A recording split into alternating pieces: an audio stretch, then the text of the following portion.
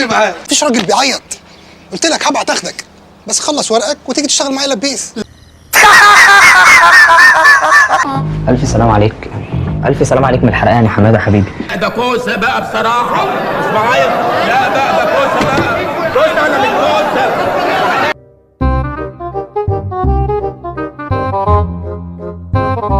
تعرف تخلص ولا هيشيلوك مرابعه تاني يا حليت؟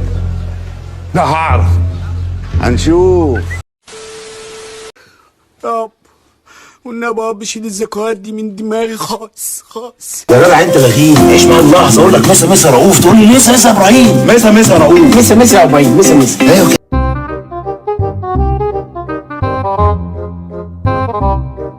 اوعى تحط في دماغك ان انت جايب لي شويه صيع زي دول بشوم ممكن يهسوني في حاجه. وايه اللي شبه خالتي اللي جايبهولي ده؟ ده انا عندي الكفاءه، الرجاله بتوعي يولعوا النزله باللي فيه. كده كده ناوي اذبح. لو تقصدني تبقى عارف انك كذاب، وهي دي حلاوه الحكي عن الفعل. وانا بقتلك بس هعذبك شويه زياده. طالما جبت سيره العذاب ارجوك ما تعذبنيش. را را را را را را را را را را را را را. ايه قاضي؟ انت مخنوق مني ولا حاجه؟ ولا قصدك تقول اللهم طولك يا روح؟ رد عليا يا قاضي، قصدك تقول اللهم طولك يا روح؟ بص في وشي ولا وشي مش عاجبك يا قاضي؟ الزعيم يلهط على طول.